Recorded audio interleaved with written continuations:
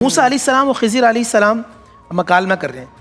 موسیٰ علیہ السلام کہتے ہیں انشاءاللہ آپ مجھے صبر کرنے والوں میں سے پائیں گے۔ کہا ٹھیک ہے ساتھ چلیے، ساتھ چلتے ہیں تو حضرت خضر علیہ السلام ایک کشتی میں بیٹھتے ہیں، کشتی والے ان کو لے کے جاتے ہیں، وہ جیسے ہی اتر رہے ہوتے ہیں تو کشتی میں سوراخ کر دیتے ہیں۔ موسیٰ کلیم اللہ کہتے ہیں یہ کیا کیا؟ خضر علیہ السلام کہتے ہیں میں نے آپ سے کہا تھا نا آپ خاموش رہیے گا، صبر کیجیے گا۔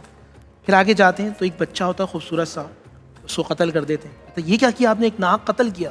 کہا میں نے آپ سے کہا تھا کہ آپ خاموش رہیے گا۔ پھر آگے جاتے ہیں تو گاؤں والوں سے کھانا مانگتے ہیں کہ ہم مسافر ہیں، ہمیں کچھ ہماری مدد کی جائے، ہیلپ کی جائے۔ تو جتنے گاؤں کے لوگ تھے وہ منع کر دیتے ہیں۔ وہاں ایک دیوار گر رہی ہوتی ہے اور دیوار کو وہ سیدھا کھڑا کر دیتے ہیں۔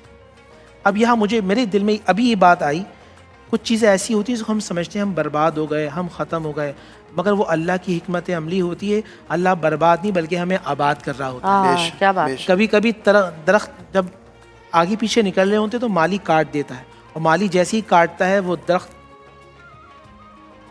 مضبوط ہو جاتا ہے اور ان کے نیچے جو چھوٹے پودے ہوتے ہیں وہ بھی بڑھ جاتے ہیں۔ اسی طرح انسان جب پریشانی، تکلیف، آزمائش میں ہوتا ہے تو اللہ تعالیٰ تھوڑا سا کاٹ جھاٹ کرتا ہے اور انسان اس میں کامل ہو جاتا ہے۔ موسیٰ کلیم اللہ اب بتاتے ہیں، حضرت خضر علیہ السلام بتاتے ہیں کہ دیکھو کشتی میں سوراخ اس لیے کیا، آگے بادشاہ کے لوگ تھے، وہ اچھی کشتی کو چھین لیتے، اور میں نے سوراخ اس لیے کیا تھا تاکہ آپ کی کشتی محفوظ ہو جائے۔ اس کے بعد لڑکے کو میں نے اس لیے قتل کیا تھا، یہ بڑا ہو کر اپنے ماں باپ کو کافر بنا دیتا۔